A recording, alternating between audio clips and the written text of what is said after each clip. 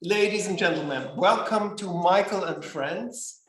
Welcome to Golda Schultz, wonderful soprano, born in Cape Town, South Africa, and in this summer being our wonderful, outstanding artiste étoile, which means as much as artist in residence. Good afternoon, Golda. Hello, so excited to be here. Thank you for that wonderful welcome. I could have been a little bit longer, maybe more explanatory in certain details, but I can ask you some questions now about where are you actually now? I see you're sitting on a nice sofa, but I'm currently enjoying a bit of a break from the wonderful sunshine in Aix-en-Provence. My first time at the festival, the Aix-en-Provence, and I really have been enjoying the sunshine, the good food, the French countryside. I've just been enjoying getting to know France in a new way. yeah, wonderful. Yeah, I love it there. I'm actually going to be there next week and to see your,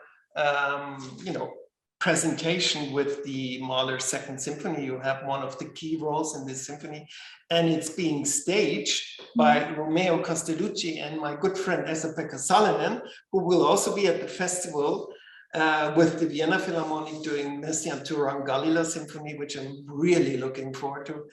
And I'm really so much looking forward to seeing this Resurrection Symphony in Aix, and it's a special production, right? Oh yeah, it's a beautiful, interesting staging of the symphony itself. The singers and the chorus, we're not a part of the staging. We're kind of, I like to tell people, I'm just in the band. While a very poignant and critical story gets told on stage, which I find really, really moving, and it's very arresting what happens on stage. And then if you pair that with what Mahler wrote, the symphony itself, it becomes a really powerful theatrical experience for the audience. Not to mention also the venue where it's being played. There's a lot of messaging and a lot of subliminal, beautiful images that are about the idea of resurrection that are part of the entire experience of people coming to watch the show. Now, this is in a factory outside of Aix-en-Provence, right? So it's not the typical kind of place of a classical music concert hall, is it? No, it's not. It's originally it used to be a stadium. And I think it was built in the late 70s and then used by the communities of Marseille and of Aix for sporting events, rock concerts, sort of artistic endeavors. And then during the 90s, it got shut down and it hasn't been used since that time. And it's been covered in graffiti. You can see a lot of teenagers have spent their misspent youth there, writing all sorts of wonderful, colorful messages around the building and in the building. And that whole idea of the notion of resurrection, which isn't just about rising from death. It's also about how things can be reimagined and repropositioned to become new things. And I think that was something that was very important to the festival, especially coming after the two and a bit years that COVID has brought to the artistic community.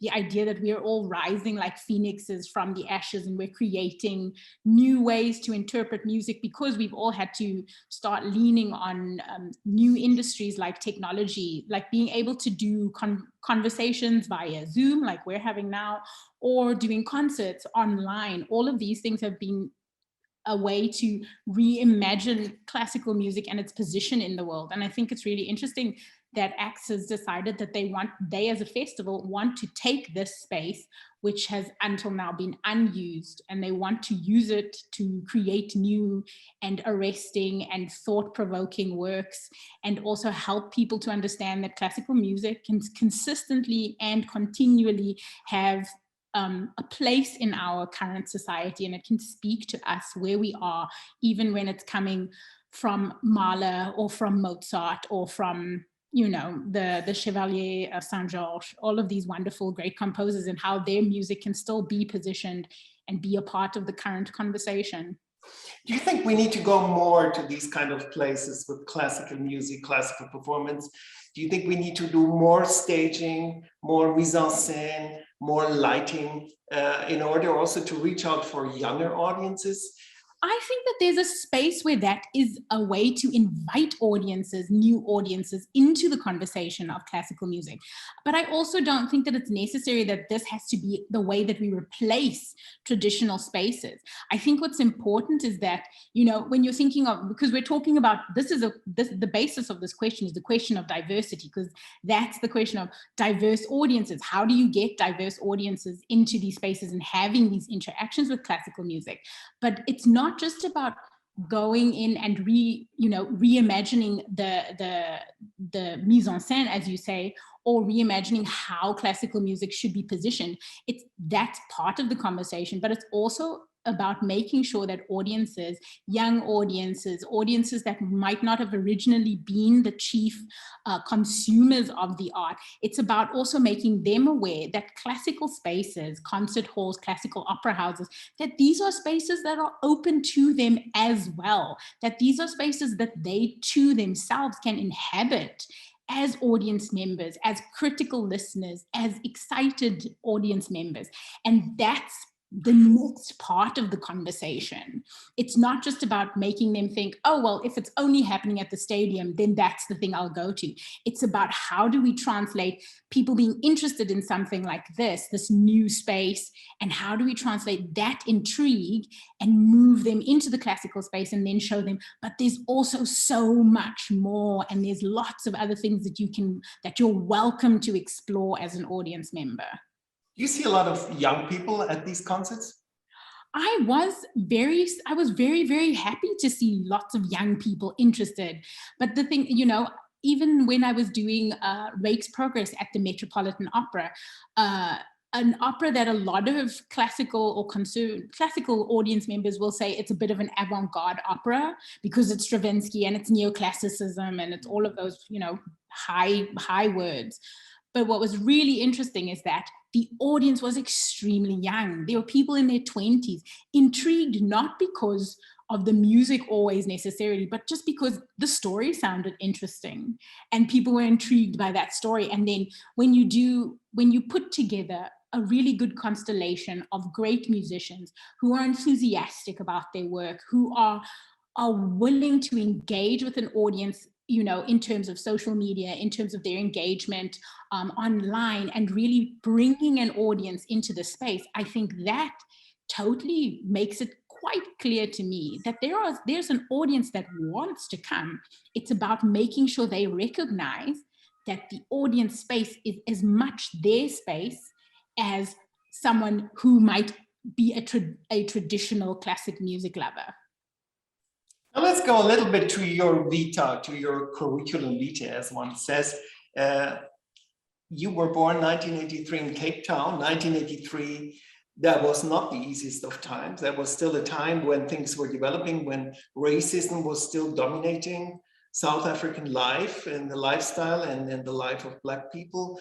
How did you grow up? How did you experience this time? And how did you become a classical artist? My life in South Africa, as much as you say all of that, you know, it was difficult. South Africa during the 1980s was a scary place to live. There were terrorist attacks, according to the White Nationalist Party of South Africa that ruled the country at the time. There were a lot of terrorist attacks occurring. If you were on the other side of that racial divide, what you would have seen was a lot of resistance politics happening. So it was always this, I lived in a space where the idea of terror and resistance was always in conversation. What makes someone an anarchist? What makes someone a terrorist? What makes someone a resistance fighter? These were consistently questions that were being posed in that landscape of South Africa. But at the same time as all of that was happening, and this is the wonderful dichotomy of a human life, as much as there is horror and there is fear, there's also beautiful things that are happening. You're still growing up. I was still growing up a child running barefoot in the streets with my family, with my cousins. I was still a child playing cricket on, you know, catching balls and running around and swimming in the ocean. I still had a wonderful childhood. I had a childhood filled with music and with laughter and with a lot of great family, at the same time as horrible atrocities were also being perpetrated by a government that had put in place a lot of racist policies and a lot of racist systems to keep people oppressed. But just because oppression exists doesn't mean that the people who are being oppressed need to live oppressed. You can still, in your quiet day-to-day life of just merely existing, that is a form of resistance. So what I learned in my childhood is that the mere act of being alive and being joyful, that's resistance. And so I've had that as a part of my lifestyle as much as horrible things being a part of my history. And then, you know, as I said, growing up in a family where music was always being played, there's always been a soundtrack, if you like, to my life.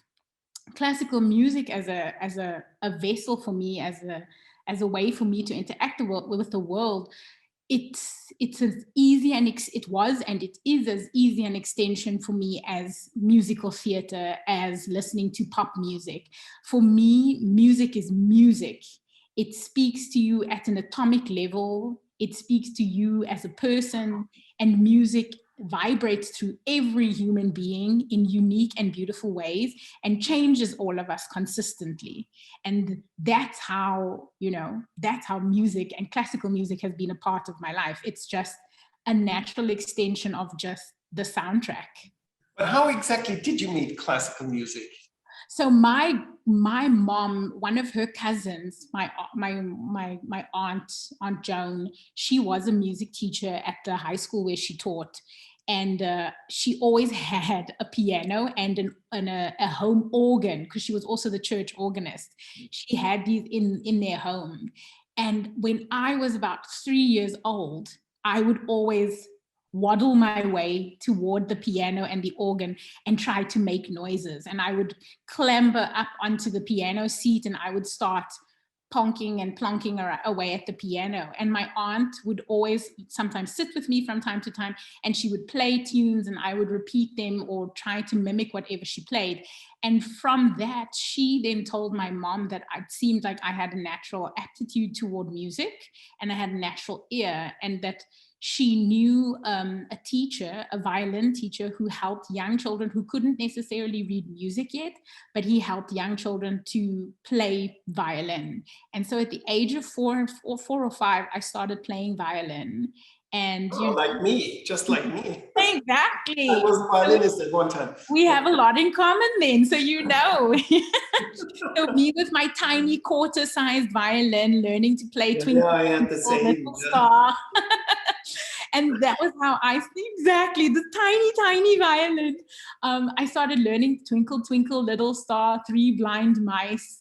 And that then turned into, you know, kleine Nachtmusik. And as I grew up, I picked up, along with the violin, I picked up the descant recorder, the treble recorder. I picked up playing the piano at the age of 9. I started playing piano. I started doing music theory at the age of 8. And throughout schooling and high school, I just always had my musical instruments with me. There was never, during my you know, those formative years, there wasn't really a conversation with my parents about, oh, one day she's going to be a classical musician. As I think with a lot of musical families, it's kind of just understood, if you come from a line of musicians in your family, it's naturally, it follows, you will also follow in the family business. I don't have a lot of natural or trained family musicians. One of my cousins, however, is a rap artist in South Africa. He's a pretty well-known rapper. Another cousin, I think 2 times removed, entered South African Pop Idol when in the early days of the Idol sensation, when there were lots of idols being created in every country, and he was one of the main finalists. So there's music in my family, but classical music, I seem to be the only one that's kind of studied music and then taken it on and gone in the classical music route. But I don't feel any sort of strangeness about being in the world of classical music. It feels completely natural and as much home to me as cooking curry with my mother in the kitchen. You went to New York to study later at the Juilliard School of Music. We studied there at different times, but also something we share. Yeah. Good feelings and also some more difficult feelings. And you just recently performed Porgy and Bess at the Metropolitan Opera in New York. Fabulous production. I saw it, and of course we're so much looking forward to your presence at Porgy and Bess this summer on August 25th with under the leadership of Alan Gilbert, and you of course in the role of Clarke. We can't wait to hear Summertime. Now Summertime has become one of the most popular tunes even in the world of music, but it's another summertime. It's not as much in reality a happy summertime as a sad summertime. And the story set out in the 1930s meant a lot to the growth of awareness for racism, for the attention to Black people, and obviously today we call it people of color. And but it's a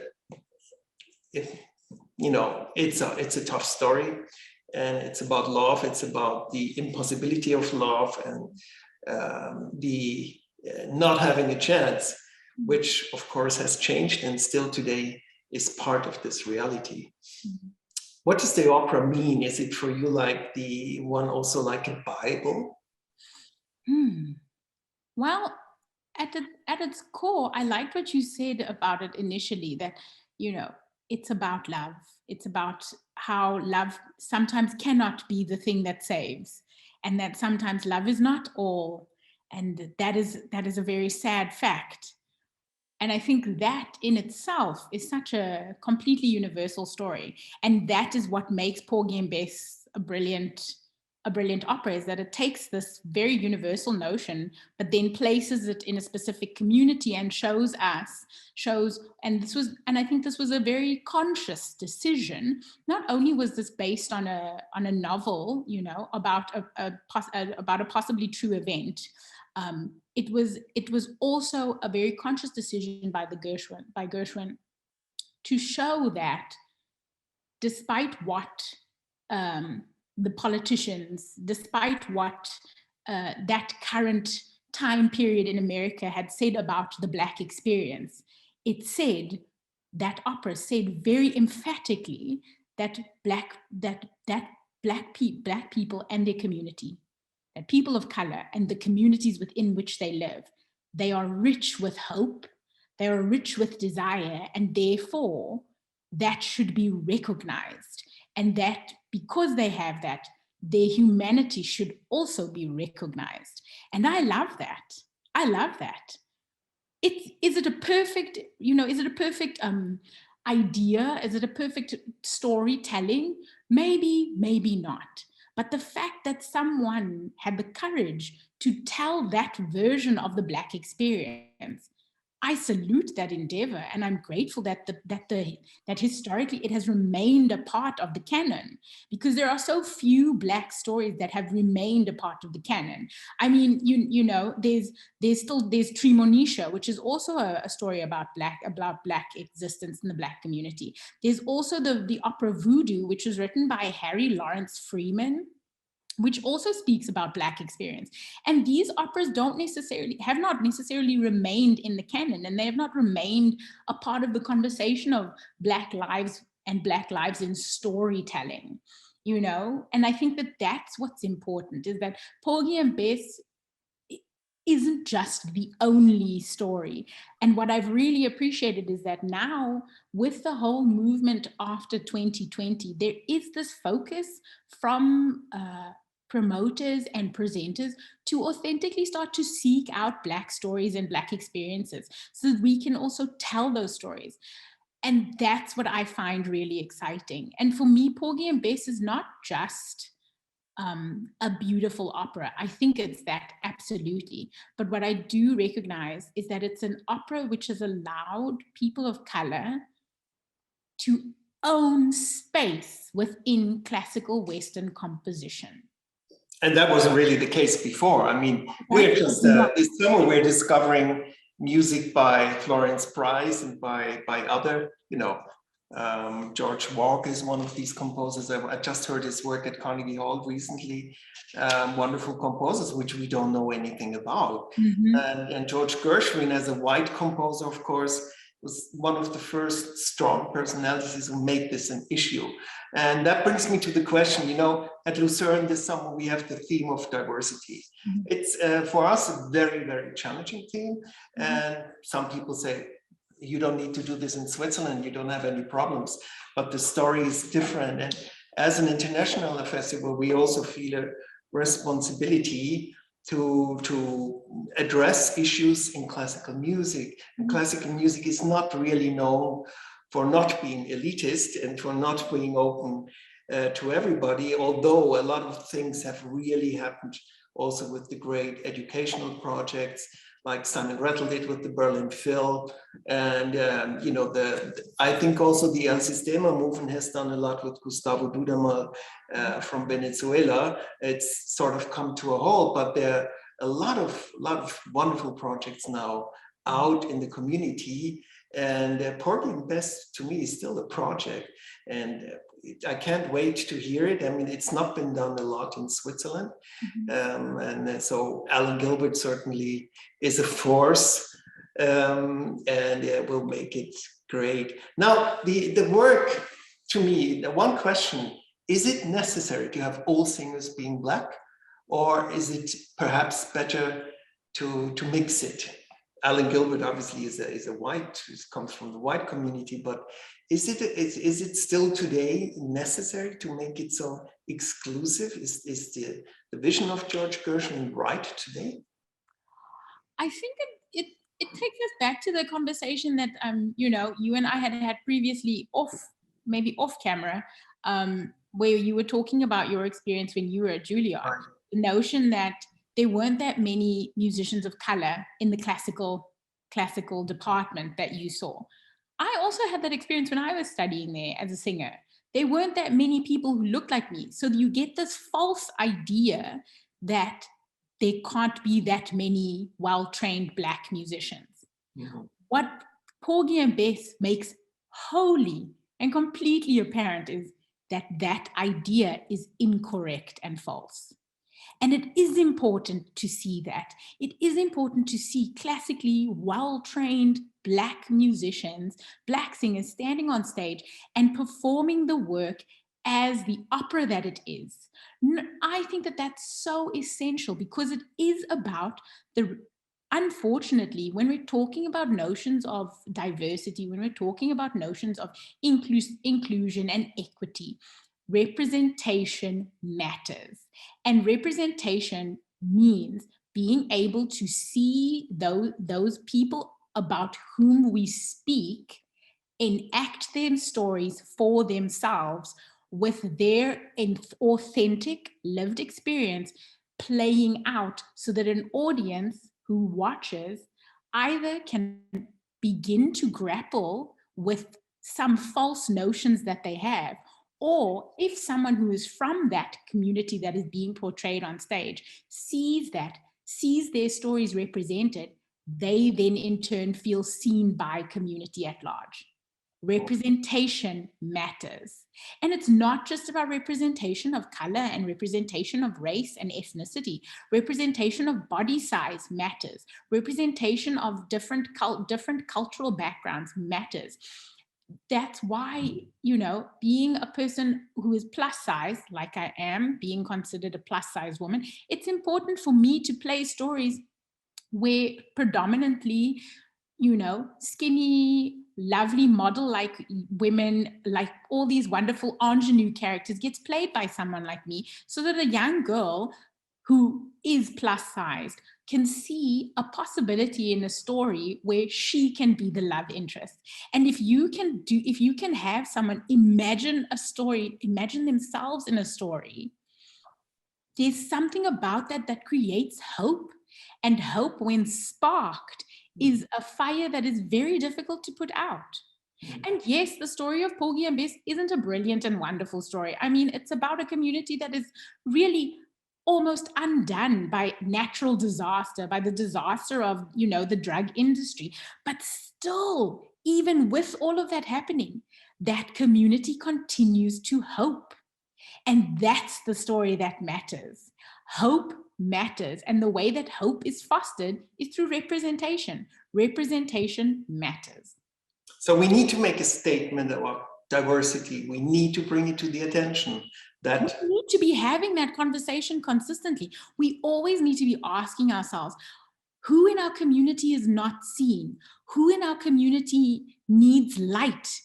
Because the thing is, when we don't talk and we don't confront ourselves and our false ideas and our false misconceptions about a different community that we are not a part of, that's how this might be a very strong statement, but that's how hatred finds a seed. Hatred finds seed where we don't understand. I totally agree with you.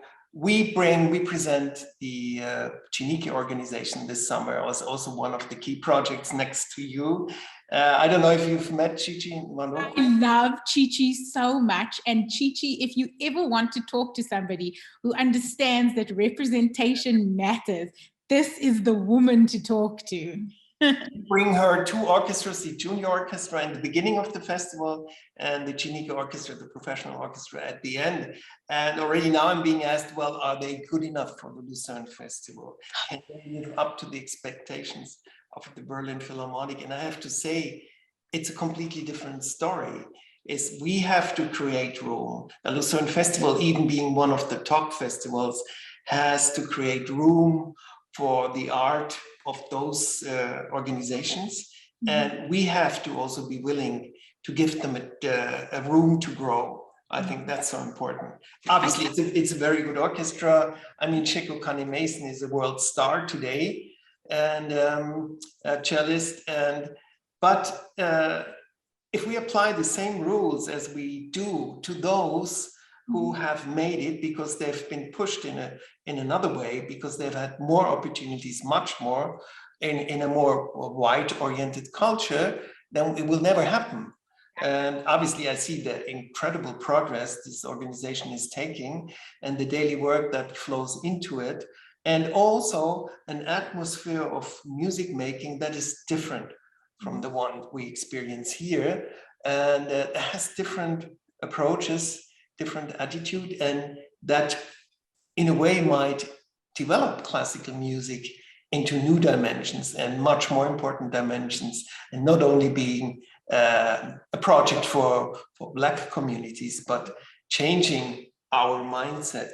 Absolutely. And I think what's also important, it's not that these are not well-trained musicians. Chineke filled with conservatory-trained, brilliant musicians. Their junior orchestra are some of the best young musicians I have heard play. And let's be clear, some of the best conductors are dying to conduct them. I think they recently just did a Beethoven 9 with Simon Rattle as their conductor. And Simon loved them. He loved working with them as musicians. But that wasn't the only reason that Chichi and her team established the orchestra. They established the orchestra exactly also for the musicians to have community. And that, I think, is something that when you don't have to question where you fit in the grand scheme of things, you don't realize how fundamentally that is a part of how you go out in the world. Having an orchestra like Chineke, where members of a minority community, members of the Black community, of the Black diaspora, all of that, all these people being able to have a space that is intrinsically your own as a musician, where you completely make sense, where you don't have to explain why you're there, that matters in your music making. And it makes your music making better, because it means that there's not an extra level where you have to fight to be understood. And I think that's what's so brilliant and important about an organization like Chineke. And I am so honored, and I feel so, even though I have yet to perform with them, but every time I've seen them perform, I myself as a musician of color, I feel seen. I feel like there's authentic space for me. And that is empowering, and that matters. Wonderful words, wonderful words. Let's go to your recital. Everything is a fascinating program, only female composers, on September 4th. And what triggered the program? What thoughts? It's so funny. It's also the question of diversity.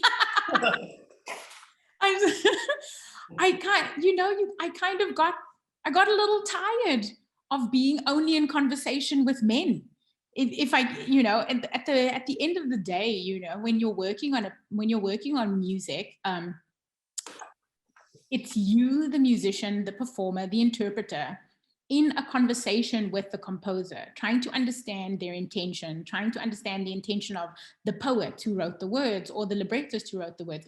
And what I found so interesting is that the majority of the time, when I was working on song repertoire, I was always in conversation with men. I was always the only female in the conversation, because I was the female, I am the female performer. And so even if they were talking about love, which is a universal idea, or relationships and loss of love and loss of life and all these things that are completely human and things that women totally understand as well and have internally conceptualized as well as men, but somehow the words and thoughts of women just weren't as apparent in this conversation. And so my pianist and I, one day when working on Gretchen am Spinnrade, I just looked at him and I said, I wonder what it would have been like if Gretchen had just been written by a woman. Would the story be any different? And that sent us down this rabbit hole of how do women compose? And what were women composing? And what we found was a plethora of a treasure trove of wonderful composition. We actually struggled at the end of the day to actually cut it down to only 5 composers, because if I could, I would have sung like one song from every great female composer that I could have found, and I'd probably be singing for at least 15 hours, and I'd have no voice by the end of the day, but it would have been worth it. So what are we going to listen to? So for the recital, of course, when you're talking about women in composition, you have to put in Clara Schumann, because basically she is the grande dame, as it were, of female composers. But then after that, we've also discovered Emily Meyer, who is a German composer who during her life was considered to be, the female Beethoven of her time, full of robust ideas, full of just wonderful magnetism in her composition.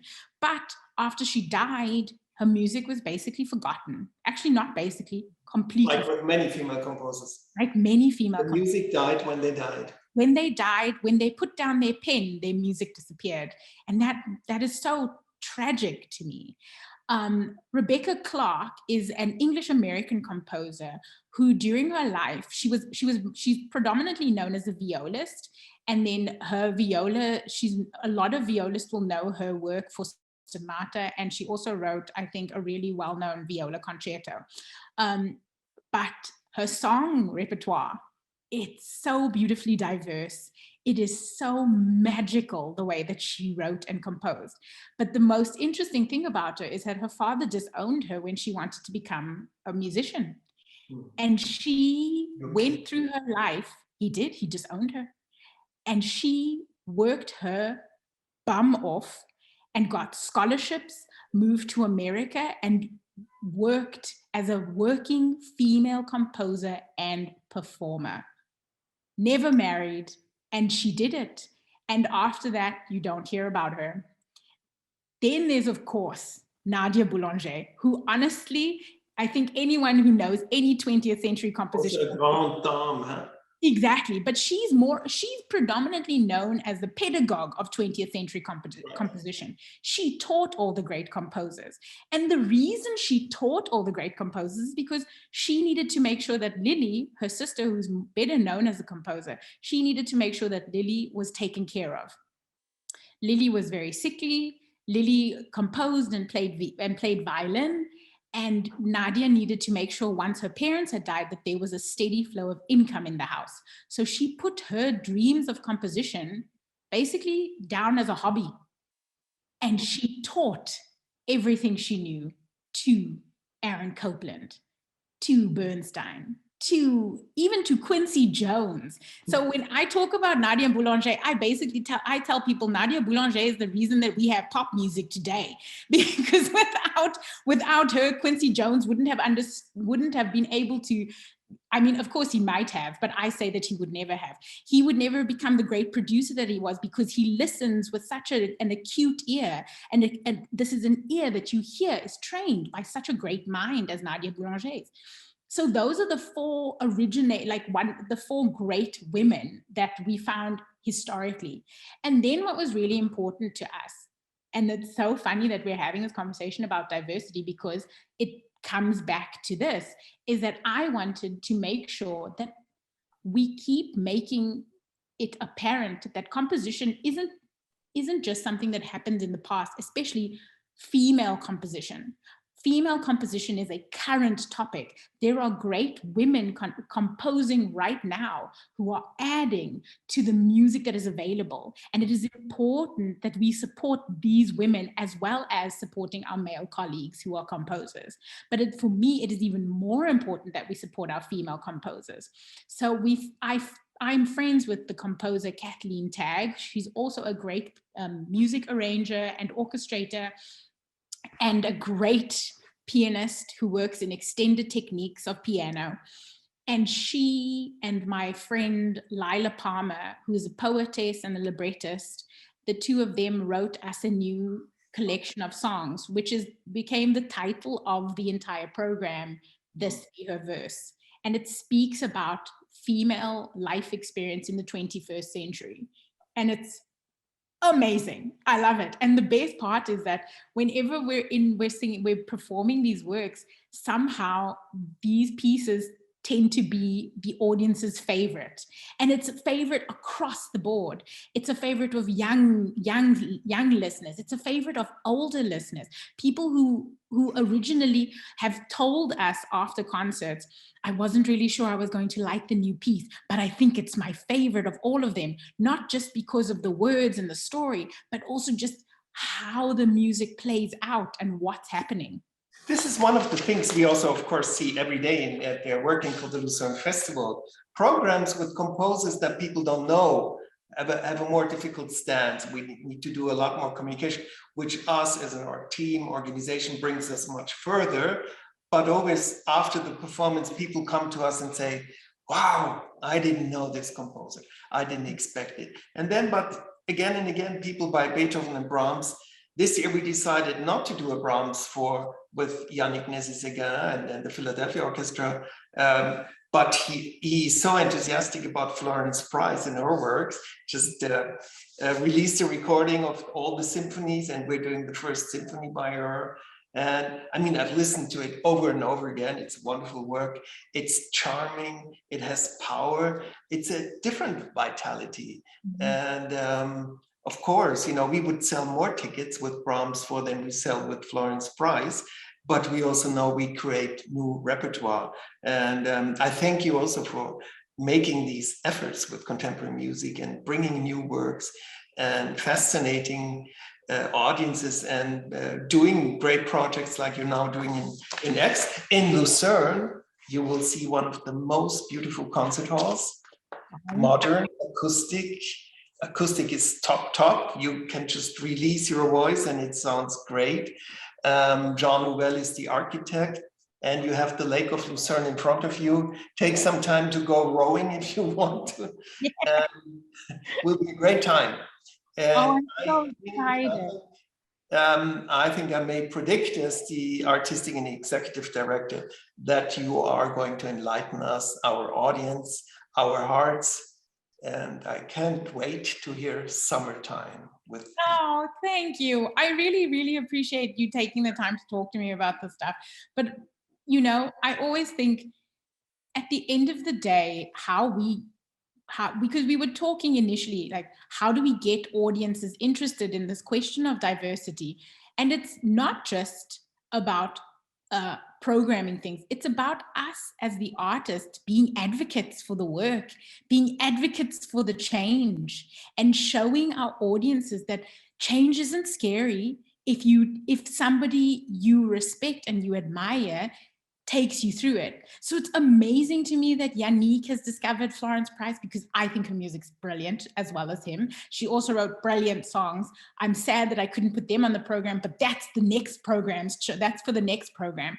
But it's important for us as artists and us as, you know, us as artists, along with programmers, we need to become more advocate. We need to be stronger in our advocacy, and we need to show our audiences how excited we are about it, because that's what people respond to. People respond to our enthusiasm.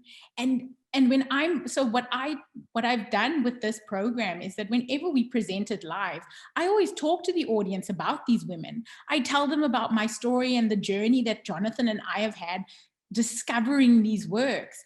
And that helps an audience to make it less foreign. And the minute you take away exactly what we talked about, what I spoke about, you know, earlier, when we take away the layers of mystery and the layers of possible misconception, it becomes so difficult for people not to like something.